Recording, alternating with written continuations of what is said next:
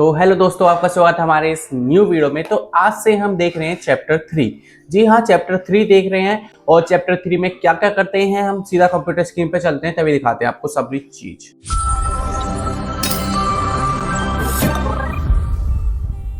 ये आप देख सकते हैं कंप्यूटर स्क्रीन पर आ चुके हैं। और चैप्टर 3 का नाम है कंडीशनल स्टेटमेंट्स। देखो, कंडीशनल एक्सप्रेशन कंडीशन एक्सप्रेशंस क्या होता है? When we want to execute something according to condition then we use conditional expression. ये क्या कह रहा है? देखो, इसमें ऐसे समझो कि कुछ कंडीशन लग रही है, कंडीशनल एक्सप्रेशंस, कुछ कंडीशन लग रही है, आज बारिश होगी या नहीं होगी, ऐसे समझो। और मैं ये स्विच चलाऊंगा तो ये बल्ब ऑन होगा या नहीं होगा, ऐसे समझो। ठीक है, कंडीशंस कुछ लग रही है उसमें। ठीक है, और मैंने लिखा इसमें वार ए इक्वल्स टू 10। और ये क्या है? Single line condition with ternary operator. ये जो क्वेश्चन मार्क होता है ना, इसमें इसको कहते हैं हम टर्नरी ऑपरेटर। अब देखो, ये सिंगल लाइन कंडीशन एक्सप्रेशन कैसे होता है, मैं सीधा वीएस कोड में समझाता हूँ आपको। तो आप लिखोगे यहाँ पे वॉइड, फिर मेन, फिर ये लिखोगे पैरेंथेसिस, और फिर कर्ली ब्रैकेट्स लगा के उसके अंदर लिखेंगे हम क्या लिखेंगे? वार लिखने के बाद क्या लिखेंगे? वार ए इक्वल्स टू 10। ठीक है जी, वार ए इक्वल्स टू 10। जो इसमें लिखा है वही हम सेम लिखेंगे, क्योंकि बाद में कोई दिक्कत नहीं आएगी हमारे पास। और ये जो मेरे नोट्स है ना, ये पूरे मेरे हैंड रिटन नोट्स हैं ये पूरे। और ये आपको नीचे डिस्क्रिप्शन बॉक्स मिल रहा होगा, उसमें लिंक मिल जाएगी उसकी। ठीक है, और इसमें हम क्या देखें?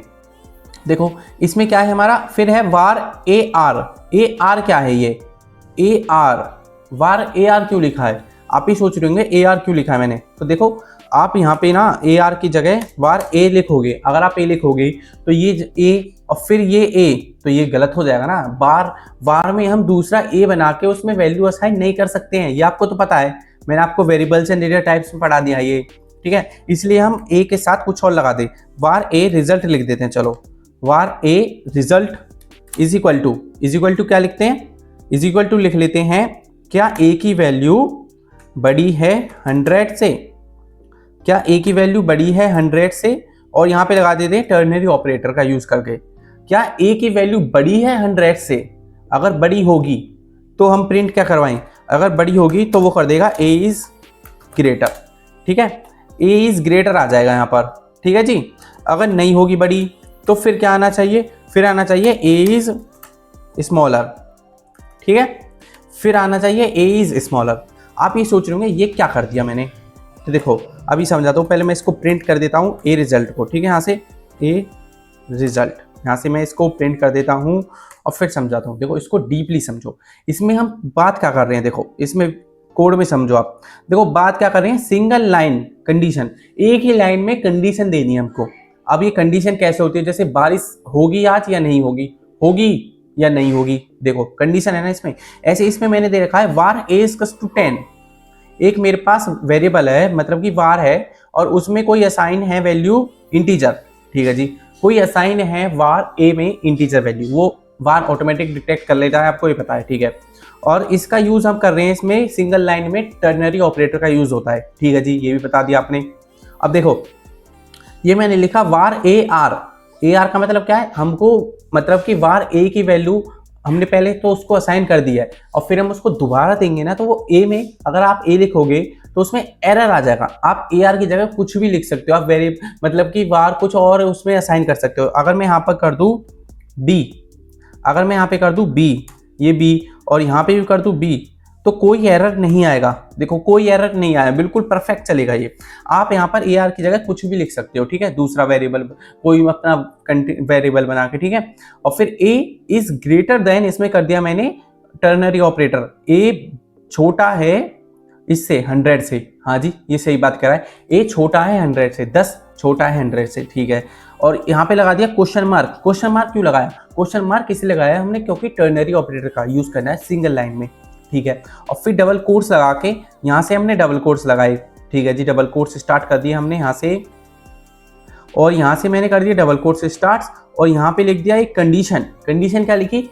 ए इज ग्रेटर।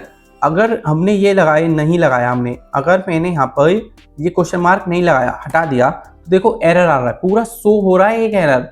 अगर मैंने यहाँ पे कुछ और लगा दिया, अगर मैंने बैकस्लैश लगा दिया तो देखो पूरा शो हो रहा है एरर। इसीलिए सिंगल लाइन कमेंट में ये पहले से ही डिफाइन होती है, सारी चीज़ें हमको करनी होती है ये, ठीक है ना। क्वेश्चन मार्क लगा दिया हमने, ओके जी लगा दिया, बहुत अच्छी बात है। फिर लगाया हमने एक कॉलन, यहाँ पे लगाया हमने, देखो कॉलन, यहाँ पे भी हमने यहाँ पे लगाया कॉलन। और फिर अगर इफ वाली कंडीशन हो गई ये, ऐसे समझो पहली वाली कंडीशन होगी ये, ठीक है, ये अगर ट्रू हुआ तो ये चल जाएगा, अगर ये ट्रू नहीं हुआ तो ये वाली कंडीशन चल जाएगी, कॉलन के राइट साइड वाली, ठीक है, ऐसे समझो, ठीक है। अब देखते हैं आंसर क्या आता है, रन करते हैं फिर देखते हैं आंसर। तो जैसे ही हमने रन करा तो हमारे पास आंसर आया ए इज स्मॉलर, मतलब कि सेकंड वाली कंडीशन चली, इसमें तो फर्स्ट वाली क्यों नहीं चली, क्योंकि ए बड़ा तो नहीं है 100 से, ठीक है, ये बात सही बोल रहा है। अगर मैं इसको यहाँ से चेंज कर दूँ, ये वाला कर देता हूँ मैं, यहाँ से ये वाला कर दिया और फिर रन करा मैंने दोबारा से एक बार, तो फिर हमको क्या मिलेगा, हमको मिलेगा ए इज ग्रेटर। देखो ए इज ग्रेटर, ये पहली वाली कंडीशन चल गई और फिर वो लूप से बाहर आ गया, ठीक है, कंडीशन उसने रन करके फिर बाहर आ गया वो, ठीक है जी, समझ गए फर्स्ट लाइन कंडीशन क्या होती है उसमें, ठीक है। अब देखते हैं हम single line condition with null operator. देखो इसमें हम सिंगल लाइन कंडीशन के साथ नल ऑपरेटर का यूज कैसे कर सकते हैं, ठीक है। अब इसमें करते हैं, चलो एक बार इसको पूरे को कमेंट कर लेते हैं, और ये भी आपको डिस्क्रिप्शन बॉक्स में पूरी लिंक मिल रही होगी सब चीज की, ठीक है। अब देखते हैं single line condition with null operator. Null operator, null, देखो नल ऑपरेटर का हम इसमें ऐसे इस्तेमाल करते हैं, देखो नल का डबल क्वेश्चन मार्क, ठीक है ना, डबल क्वेश्चन मार्क का, ठीक है, डबल क्वेश्चन मार्क का इसलिए इस्तेमाल करते हैं हम, ठीक है, समझ में आ गई बात। और इसको कर देते हैं कमेंट और फिर लिख देते हैं वॉइड, वॉइड मेन लिखेंगे, इसमें अंदर ही लिखते हैं ना हम सारी चीज को, उसमें पाइथन में तो हम क्या करते हैं डायरेक्टली लिख देते सब चीज को, ठीक है ना। अब इसमें हमको क्या करना पड़ता है, डार्ट में वॉइड मेन के अंदर और पैरेंथेसिस लगा के कर्ली ब्रैकेट्स के अंदर लिखना होता है सब चीज, ठीक है। अब हम इसमें क्या देख रहे हैं, हम इसमें क्या देख रहे हैं जल्दी से बताओ, हम इसमें देख रहे हैं single line condition with null operator. देखो जैसे मैंने var d इक्वल टू रखा, नल रख लेते हैं, चलो नल, हमने इसमें वैल्यू डाल दी, कुछ नहीं है इसमें, नल का मतलब होता है खाली, डब्बा बिल्कुल खाली है, मतलब ऐसे समझो, ठीक है। फिर मैंने डाल दिया नल और फिर मैंने डाल दिया var नल, डी नल डाल देते हैं, D null is equal to var D null is equal to, मैंने कोई वेरिएबल बनाया, चलो इसको ई लिख लेते हैं यहाँ पे, E is equal to D, अगर नल है तो उसमें डाल दो 10, ठीक है जी। अगर मैंने उसको बोल दिया अगर d की वैल्यू नल है, अगर d में कुछ भी नहीं है तो उसमें वैल्यू डाल दो 10, ठीक है जी। आप ये कैसे बोल सकते हो 10 डाल दो, देखो नल ऑपरेटर का यूज करा है मैंने यहाँ पे, डबल क्वेश्चन मार्क लगाने के बाद आप यहाँ पे कोई वैल्यू दोगे ना, वो उसमें असाइन हो जाएगी अगर वो नल होगी तो, ठीक है। और फिर प्रिंट कर दो ई को, फिर प्रिंट कर दो ई को, ठीक है जी। मैं सही बोल रहा हूँ या गलत, रन करके देख लेते हैं, वो तो अभी पता चल जाएगी 1 मिनट में, ठीक है ना। तो देखो हमारी वैल्यू आ गई 10, प्रिंट होके हमारे आया 10, 10 क्यों आया, देखो d की वैल्यू नल है इसलिए हमारे पास 10 आया। अगर मैं यहाँ से चेंज कर दूं, नल को कुछ और कर देते हैं, 100 कर देते हैं, तो ये हमारे पास शो हो रहा है एरर, देखो एरर शो हो रहा है या नहीं हो रहा, हो रहा है जी, ठीक बात, अच्छी बात है, चलो हो रहा है तो हम इसको कर देते हैं खाली, कुछ नहीं लिखते इसके अंदर, ठीक है। इसको भी कर देते हैं, ये वाली वैल्यू और ये वाली वैल्यू, ठीक है ना गाइस, देख अभी देखना, और ये वाली वैल्यू बिल्कुल सेम है, आपको पता है या नहीं पता, आप इसको लिखो या इसको लिखो, दोनों बात सेम ही है, ठीक है, दोनों बात सेम ही है। अगर आप इसको लिखोगे और ये लिखोगे तो दोनों बात सेम है, ठीक है। तो इसको कर देते हैं कमेंट एक बार और उसको रहने देते हैं, var d equals to var d, और ये लगा दिया हमने, ठीक है, कॉल यहाँ पे, और फिर var e equals to d, अगर नल है तो उसमें डाल दो 10। आप यहाँ पे कुछ भी वैल्यू डाल सकते हो, जैसे हम डाल देते हैं आपका अपना तरुण, ठीक है, ये डाल दी मैंने वैल्यू और फिर इसको रन करवाया, तो देखते हैं आंसर क्या आता है। देखो आंसर आया आपका अपना तरुण, ये क्यों आया, क्योंकि नल है ना, उसमें d में तो कुछ है ही नहीं, मैंने इसको एक कंडीशन दे दी, अगर d में कुछ नहीं है तो ये वाली वैल्यू उसमें डाल दो, ठीक है। ऐसे समझो जैसे कि अगर इस डिब्बे में कुछ नहीं है तो मुझे इस डिब्बे में चीनी डालनी है, ठीक है, कुछ नहीं होगा जब भी तो मैं चीनी डालूंगा, अगर वो पहले से खाली होगा जब भी तो मैं उसमें चीनी डालूंगा, अगर वो पहले से ही उसमें दाल है तो मैं उसमें चीनी क्यों डालूंगा, ठीक है, ऐसे समझो गाइस। ओके, ये भी आ गया, चलो समझ में, इसको भी टिक लगा देते हैं यहाँ से, अच्छी बात है। चलो अब फिर आता है हमारा कंडीशंस, इफ एल्स स्टेटमेंट्स। ये कंडीशंस और आसान है। अगर आपको पहली वाली मतलब कि ये समझ में आ गई, single line condition with null operator और ये single line condition with ternary operator, ये समझ में आ गया, तो ये इफ एल्स कंडीशन तो ऑब्वियसली आपको समझ में आ जाएगी, डायरेक्टली अपने आप ही आ जाती है बेसिकली। अगर आपने पहले पाइथन या कुछ और प्रोग्रामिंग कर रखी है तो आपको बस सिंटैक्स चेंज होता है और कुछ चेंज नहीं होता है इसमें, ठीक है ना, बस थोड़ा सा सिंटैक्स चेंज है और कुछ नहीं है, बस यही समझ रहा है, ठीक है ना। अब देख लेते हैं हम if else condition, if else condition,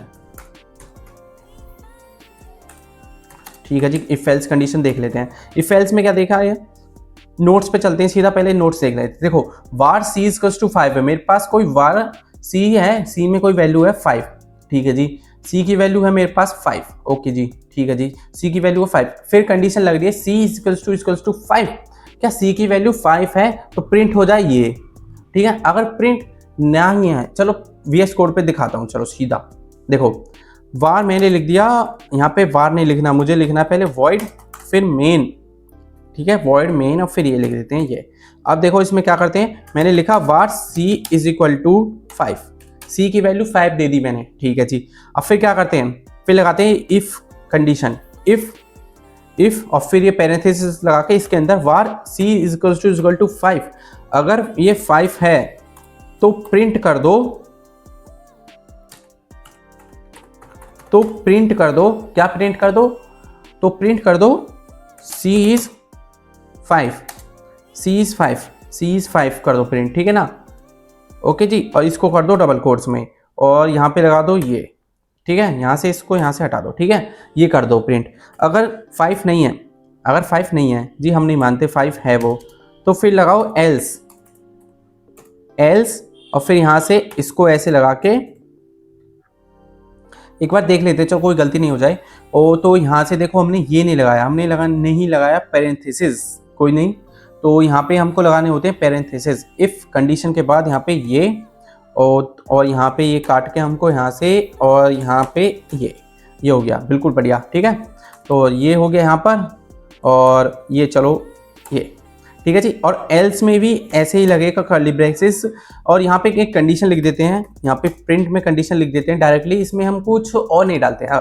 देखो अगर C 5 होगा तो ये प्रिंट हो जाएगा, अगर नहीं होगा तो डायरेक्टली आंसर तो यही आएगा हमारा, ठीक है ना। आंसर क्या आएगा हमारा, उसमें आ जाएगा, यहाँ पे लिख देते हैं C इज नॉट 5, ठीक है।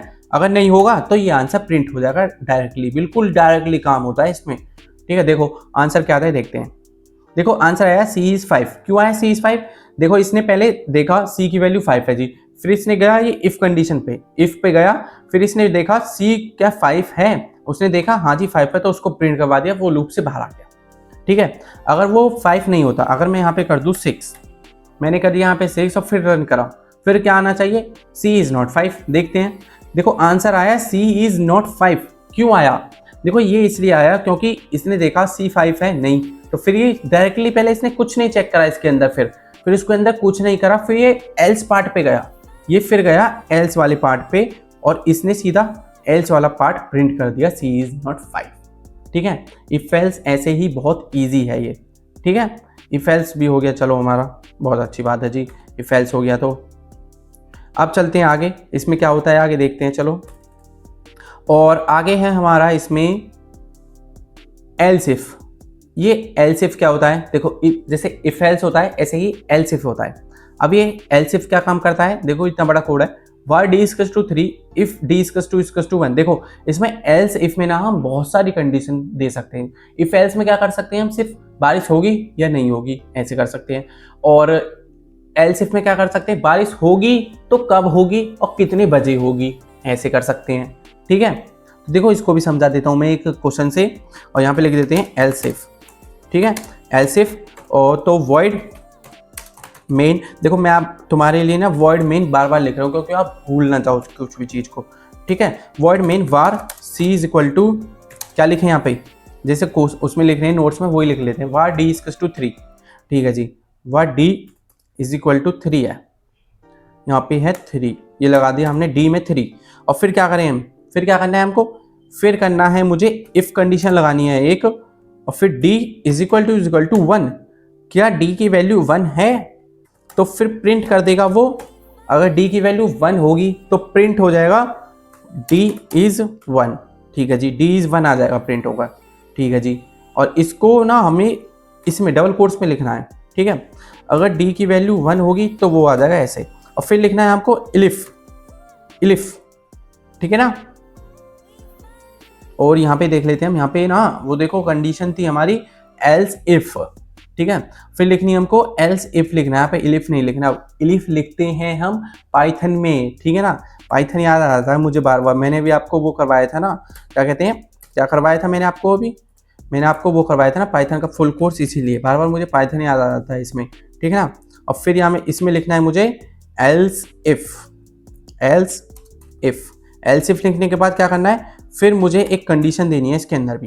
देखो, फिर मुझे इसके अंदर भी एक कंडीशन देनी है। कैसे कंडीशन देनी है, वो देनी है ऐसे, जैसे कि इसके अंदर फिर लिखना है d इज इक्वल टू 2। क्या d की वैल्यू 2 है, फिर लगाना है मुझे ये कर्ली ब्रेसेस, फिर इसके अंदर लिख देना है प्रिंट कंडीशन, कोई भी मुझे फिर लगा देंगे हम प्रिंट कंडीशन, फिर d इज 2 ऐसे लिख दो। ठीक है, और फिर क्या करना है, फिर जाएंगे हम थर्ड वाली पे, फिर लिखेंगे एल्स इफ, ऐसे ही एल्स, और फिर लिखेंगे इफ। एल्स इफ लिखने के बाद फिर लिखेंगे d इज इक्वल टू 3। देखो हमने अभी तक कितनी कंडीशन दे दी इसमें, कितनी कंडीशन दे दी, एक कंडीशन तो ये रही इफ वाली, फिर दूसरी ये रही, तीसरी यहाँ पे चल रही है। ठीक है, यहाँ पे तीसरी चल रही है, और ये हो गया यहाँ पे कंडीशन 3 वाली। ठीक है, और फिर इसमें होगा d इज टू 3, और फिर इसमें हम देंगे प्रिंट फंक्शन का यूज करेंगे। ठीक है, प्रिंट फंक्शन का डबल कोट्स में, और यहाँ पे लिखेंगे d इज 3। देखो अब आई हमारी d की वैल्यू क्या है 3, और यहाँ पे भी हमने क्या दे दी इसमें 3, तो हमारी कंडीशन कौन सी ट्रू होगी इसमें से, ये वाली ट्रू होगी ना।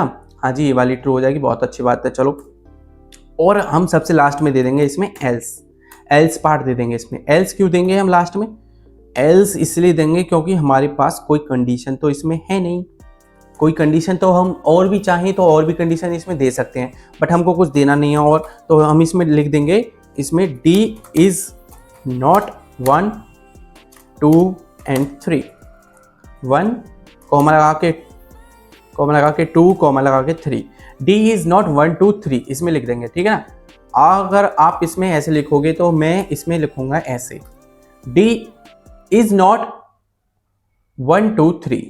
ठीक है जी, इसमें ऐसे लिख देंगे हम। ठीक है, और यहाँ पे लगा देंगे, ये बंद कर देगा, फिर इसको रन करके देखते हैं आंसर क्या आता है। देखो आंसर आया मेरे पास d इज 3 क्यों आया, अब ये समझो बस तुम। ठीक है ना, देखो पहले इसने var d इज टू है, फिर मेरे पास एक कंडीशन इसने देखी d इज टू 1 है क्या, मैंने पूछा है इसमें d इज टू 3 बताओ। ठीक है ना, वो पहले कंडीशन जाएगा 1 पे गया, नहीं है जी, फिर गया एल्स इफ पे, कंडीशन 2 पे, नहीं है जी, 2 भी नहीं है इसमें तो। और फिर मैंने पूछा इसमें 3 जैसे इसको दिखा तो इसने प्रिंट कर दिया d इज 3। ठीक है जी, अच्छी बात है, चलो प्रिंट कर देते हैं। अब को इसको कर देते हैं 5 करा तो क्या आएगा, प्रिंट होगा, फिर आएगा d इज नॉट 1 2 3। इसने देखो प्रिंट करके दे दिया मुझे d इज नॉट 1 2 3, इसमें कोई भी वैल्यू 1 2 3 नहीं है। वाओ, कितना अच्छा है। ऐसे ही आप ना एल्स इफ में बहुत सारी कंडीशन लगा सकते हो। हम पहले क्या काम करते थे, हम काम करते थे एल्स इफ में। एल्स इफ कंडीशन सिर्फ हम 2 बार लग सकती है, एक तो इफ में, मतलब कि समझो इसमें जो होता है ना इफ एल्स, उसमें सिर्फ 2 ही कंडीशन लग सकते हैं, एक तो इफ कंडीशन और एक एल्स कंडीशन में लग सकती है 2। और एल्स इफ में क्या कर सकते हैं हम, इसमें बहुत सारी कंडीशन दे सकते हैं, मतलब कि many conditions around in the world, जितनी भी आप कंडीशन देना चाहते हो ना दुनिया में, कितनी भी कंडीशन दे दो, इसमें कोई दिक्कत परेशानी नहीं होगी इसको। ठीक है, ऐसे ही समझते हैं। अब देखते हैं नेस्टेड इफ स्टेटमेंट क्या होता है। नेस्टेड का मतलब ही है नेस्टेड का मतलब ही क्या समझ रहे हो आप, कुछ हटके अलग बिल्कुल, नेस्टेड। ठीक है ना, देखो डेफिनेशन पढ़ो, this type of statement check the condition if statement and if statement condition is true. देखो नेस्टेड इफ का मतलब होता है एक कंडीशन है इफ, उसके अंदर भी एक कंडीशन। देखो जैसे ही ऐसे समझो, आज बारिश होगी तो कब होगी और कितने बजे होगी, उसके अंदर अंदर अंदर घुस गए हम। जैसे एक डिब्बे के अंदर डिब्बा, फिर उसके अंदर एक और डिब्बा, ऐसे समझो। ठीक है, डिब्बे के अंदर डिब्बा, फिर उसके अंदर एक और डिब्बा, ओके जी, ऐसे समझ लेते हैं। सीधा क्वेश्चन करते हैं, जब आएगा अच्छे से समझ में। देखो var e इज टू 100 है मेरे पास, इफ e इज इंट। चलो देखते हो, VS कोड में खोलते हैं। देखो नेस्टेड इफ, नेस्टेड कंडीशन देख लेते हैं। ठीक है जी, नेस्टेड कंडीशन देख रहे हैं हम। और देखो इसमें क्या लिखा, मैंने var e is equal to क्या दी वैल्यू, वो ही वैल्यू देंगे जो हमारे कोड में लिखी है 100। ठीक है, मैंने यहाँ पे दे दी 100। ठीक है जी, var में मैंने कोई वैल्यू प्रोवाइड करवा दी इसको 100। ठीक है, एक चीज़ हम भूल रहे थे, वॉइड मेन लिखना। देखो मुझे याद दिलाना पड़ता है सब चीज़, आप तो कुछ याद दिलाते नहीं हो। ठीक है ना, देखो आप कुछ याद नहीं दिलाते हो, इसलिए मुझे ही याद दिलाना पड़ता है, क्योंकि आप भूल जाते हो सब चीज़ को। ठीक है, मैंने लिख दिया इसमें var इज टू 100। ठीक है, बहुत अच्छा काम करा मैंने। ठीक है जी, अब हम इसमें क्या काम करेंगे, देखो हम इसमें लगाएंगे इफ कंडीशन। इफ कंडीशन क्या लगाएंगे, e इज इंट। हम इसमें पूछ रहे हैं क्या e की वैल्यू इंट है। ठीक है जी, इंट है, तो हम एक और कंडीशन लगाएंगे, क्या e इक्वल टू 100 है, और लगाएंगे इसमें एंड। हम इसमें लगाएंगे एंड, फिर क्या लगाएंगे, एंड लगाने के बाद क्या e इज ग्रेटर देन 10। चलो इसमें ऐसे लगा लेते हैं, e is divided by 10, e is divided by 10 और इक्वल टू 0। इसका क्या मतलब होता है, इसका मतलब ये होता है कि e 10 से डिवाइड हो जाए और उसका रिमाइंडर 0 आए तो। ठीक है, देखो e बराबर है 100 के, और क्या करना है, e डिवाइड हो जाए 10 से और उसका रिमाइंडर 0 आए। दो कंडीशन लग गई। ठीक है जी, फिर इसमें लगाया ये हमने, तो प्रिंट हो जाए हमारा, प्रिंट हो जाए e is equal to 100 and e is divisible by 10।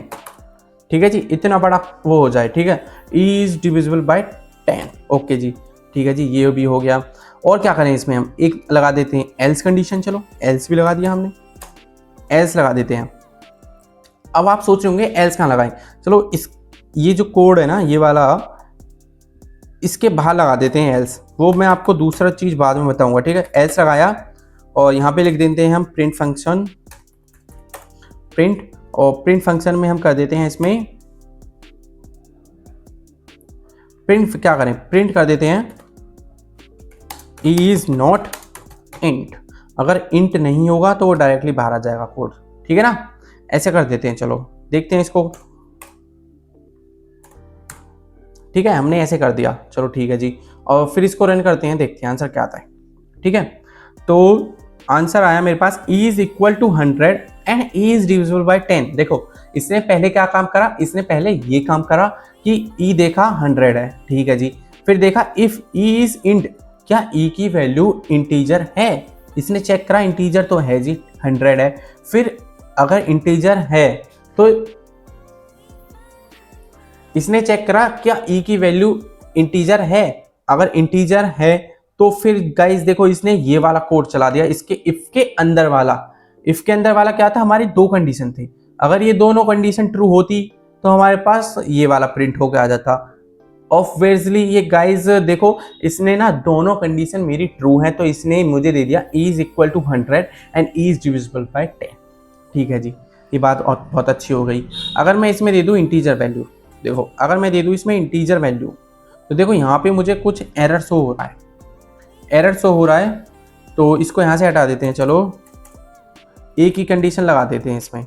ठीक है, इसमें लगा देते हैं एक ही कंडीशन, बाद में एरर शो ना हो कोई भी। ठीक है ना, वो उसको बाद में देखेंगे। एक ही कंडीशन लगा देते हैं, छोटा कर देते हैं थोड़ा प्रोग्राम को। तो देखो इसमें क्या हो रहा है।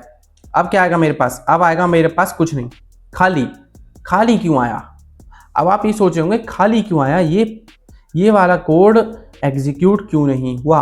देखो ये कोड इसलिए एग्जीक्यूट नहीं हुआ क्योंकि इसने इफ के अंदर देखा, इस वाले इफ के अंदर नहीं चेक करा, इसने इस वाले इफ के अंदर चेक करा गाइस। देखो इसने इस वाले इफ के अंदर तो चेक करा, फिर उसके अंदर कुछ इसको मिला नहीं, उसको इसके अंदर कुछ मिला तो नहीं। ठीक है जी, नहीं मिला तो कोई बात नहीं, इसको इसके बाहर लिख देते हैं एक और को। देखो मैंने इसको एक और बाहर लिख दिया। ब्रैकेट्स जो है ना इसमें, ये देखो बहुत ही ज़्यादा कॉमन होते हैं। अब आ गया इज नॉट इंट। देखो अब आया, क्यों आया? अब देखो इसको मैं डीपली समझा देता हूँ आपको बिल्कुल। अब ये इसलिए आया क्योंकि देखो मेरी बात को समझना, इसको पहले थोड़ा सा कॉम्प्लेक्स हो रहा है ये आपको समझने में, इसको समझो। जैसे एक इफ कंडीशन ये रही, ठीक है, ये वाली, ये लग गया इसमें इज इंट। इसने अगर इंट होगा तो ये वाला जो कोड है ना, कहाँ चला गया ये, देखो ये जो वाला कोड है ना, ये वाला यहाँ से यहाँ तक जो कोड है ना ये चलेगा। अगर इंट होगा तो ई की वैल्यू इंट होगी तो ये वाला कोड चलेगा। ठीक है जी, समझ में आ गया। अगर नहीं होगा तो डायरेक्ट एल्स पार्ट चलेगा ना, ठीक है ना। अगर देखो अगर ये इंटीजर है तो इसके अंदर ये वाला कोड चलेगा, यहाँ तक चलेगा, ठीक है ना। इसके अंदर मैंने कोई एल्स पार्ट तो दिया नहीं है। अगर इंट हुआ और ये कंडीशन रॉन्ग हो गई, तो इसके अंदर एल्स तो दिया नहीं है मैंने, इसलिए कुछ भी प्रिंट नहीं होगा, खाली प्रिंट होगा, ठीक है ना। अगर मैं यहाँ पे दे दूँ ये इक्वल टू 200 कर देते हैं, ठीक है, इक्वल टू 200 कर देते हैं, और यहाँ पे दे देते हैं इसको, यहाँ से कॉपी करके यहाँ से इसको रिमूव कर देते हैं, यहाँ पे इसको एक कंडीशन दे देते हैं ये वाली, ठीक है। अब प्रिंट क्या होगा? अब प्रिंट होगा ई इज नॉट इंट, ठीक है। अब मेरे पास प्रिंट होके आएगा कुछ नहीं, खाली। देखो खाली क्यों आया? खाली इसलिए आया क्योंकि इस वाले इफ के अंदर तो कुछ नहीं है ना, ये वाला यहाँ से यहाँ तक है इफ, ठीक है, ये वाला इफ यहाँ तक है, इसलिए कुछ नहीं आया, ठीक है जी। क्योंकि इंटीजर वैल्यू तो हमने उसमें दी नहीं है अभी, इसलिए देखो अब मैं इसको यहाँ से रिमूव कर दूँ, इंटीजर ही लगा दूँ इसमें, ठीक है। यहाँ से ये हो गया, चलो इसको यहाँ से पूरे को काटो, पहले सबको काटो, कॉम्प्लेक्स ज़्यादा वो हो रही है ये, ठीक है। ये हो गया, यहाँ पे इंटीजर वैल्यू बना दी मैंने कोई। अब देखते हैं आंसर क्या आता है। देखो अब आंसर आया मेरे पास इज नॉट इंट। क्यों आया? क्योंकि इंटीजर तो है, कंडीशन ये वाली इसने रॉन्ग कर दी, इसलिए ये वाली एल्स पार्ट चल गया, ठीक है ना। कॉम्प्लेक्स है पर एक बार आप दोबारा समझो, पीछे करके वीडियो को दोबारा समझोगे ना, जब आसानी से समझ में आ जाती है सब चीज़, ठीक है ना। अब देखते हैं हम स्विच केस क्या है। देखो स्विच केस है take the value and does something according to value. Switch case से मतलब समझ में आ रहा है आपको, आप इस चटकनी को दबाओगे जब भी तो फैन चलेगा, आप इस स्विच को दबाओगे जब भी तो लाइट जलेगी, ठीक है ना, ऐसे समझो, ठीक है। जैसे स्ट्रिंग एन है मेरी राम। देखो मैं एक बना देता हूँ क्वेश्चन आपके लिए, यहाँ से इसको कर देते हैं कमेंट, और यहाँ से आगे चलते हैं और यहाँ पे लिख देते हैं स्विच केस, ठीक है। स्विच केस लिख देते हैं और यहाँ पे लिख देते हैं string name equals to Ram, ठीक है। String name equals to Ram रख दिया मैंने, ठीक है जी।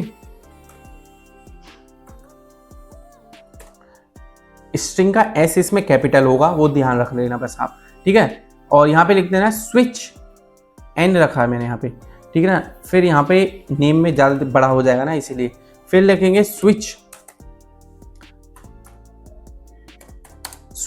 एन।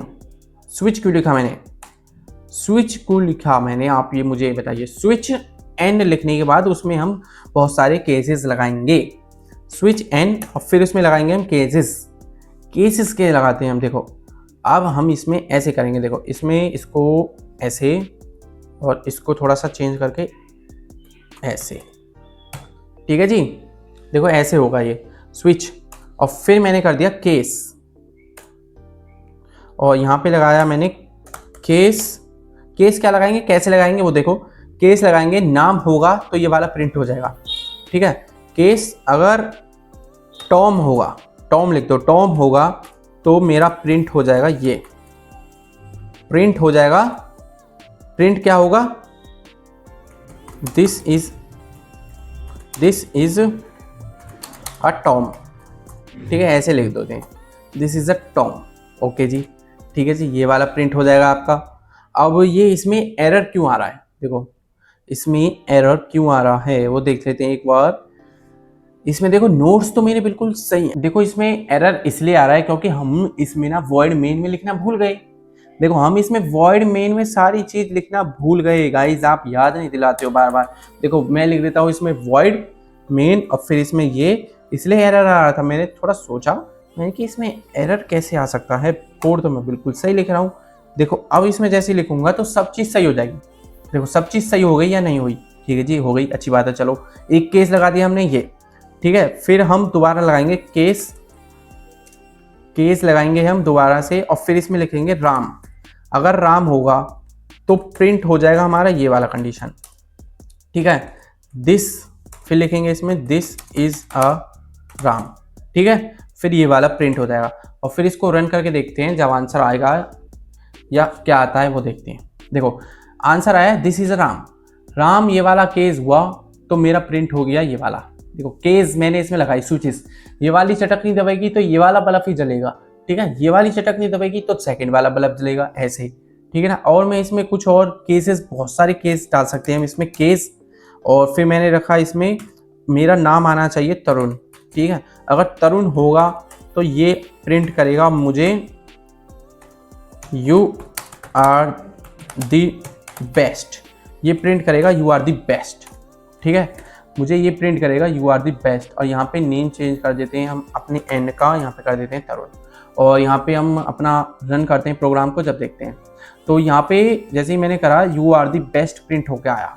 क्यों हो गया आया, क्योंकि इसने देखो सारी कंडीशन चेक करी। पहले तो केस सारे चेक करे इसने, पहले ये वाला चेक हुआ, नहीं जी ये भी नहीं है नाम आपका। फिर ये वाला चेक हुआ आपका, ये भी नहीं है जी नाम। फिर ये वाला चेक हुआ, जी हाँ ये ही है, तो इसने मुझे ये वाला प्रिंट करके दे दिया, ठीक है जी बहुत अच्छी बात है। चलो ये वाला प्रिंट करके दे दिया तो चलो अब फिर देख लेते हैं हम इसके आगे वाला।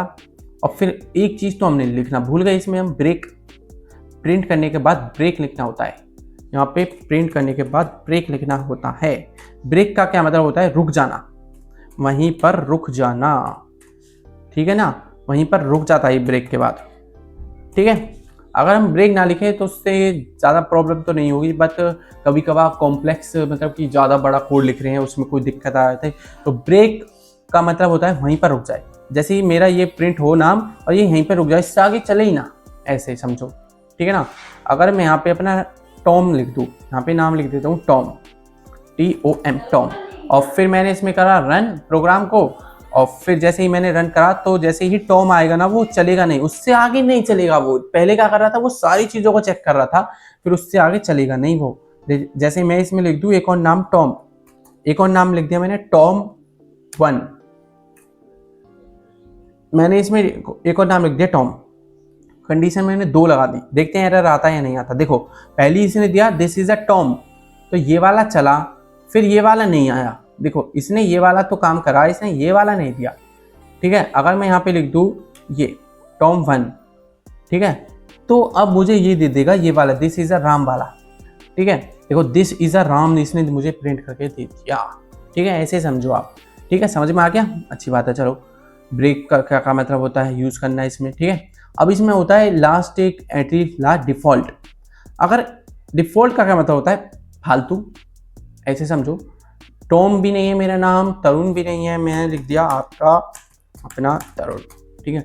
मेरा नाम है ये आपका अपना तरुण, ठीक है जी, ये नाम है मेरा, और इन सब में से कुछ भी नाम नहीं है इसमें, तो फिर क्या करेंगे हम, डिफ़ॉल्ट यूज़ करेंगे हम यूज़ करेंगे डिफ़ॉल्ट, ठीक है। डिफ़ॉल्ट यूज़ करने का फ़ायदा क्या है, देखो फ़ायदा ये है डिफ़ॉल्ट यूज़ करने का, क्योंकि इसमें से कुछ भी नाम नहीं हुआ तो ये वाला तो है ही गाइस, ठीक है, ये वाला तो चलेगा ही चलेगा। फिर इसमें हम प्रिंट करवा देंगे डिफ़ॉल्ट में फिर हम प्रिंट करवा देंगे, इसमें कुछ भी प्रिंट करवा दो, दिस इज़ अ डिफ़ॉल्ट, ठीक है जी, ओके। फिर इसको हम यहाँ पे बंद कर देंगे। अब फिर इसको एक बार रन करके देखते हैं आंसर क्या आता है। देखो आना चाहिए दिस इज अ डिफ़ॉल्ट, तो आंसर ही मेरे पास आया दिस इज अ डिफ़ॉल्ट।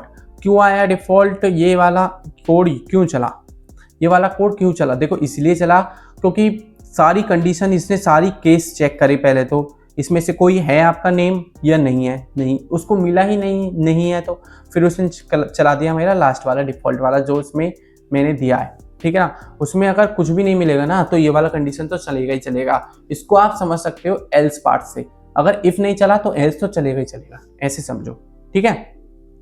तो हमारा चैप्टर 3 पूरा कंप्लीट हो चुका है, और हमने अब देखेंगे हम एक क्विक रिव्यू देखेंगे। चैप्टर 3 में हमने क्या क्या देखा वो देखेंगे।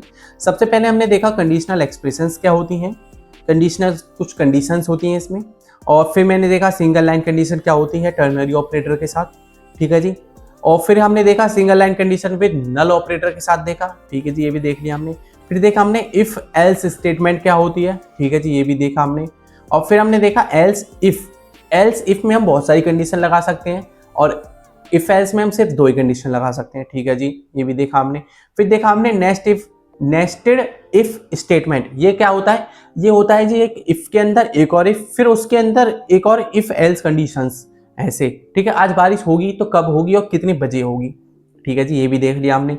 फिर देखा हमने स्विच केसेस का मतलब क्या होता है, अगर मेरा नाम ये है तो ये प्रिंट होगा, अगर नहीं है तो क्या होगा, ये वाला प्रिंट हो जाएगा, ठीक है। ये बेसिकली ये होता है इफ एल्स जैसा ही, बस इसमें केस लगा देते हैं, ठीक है ना।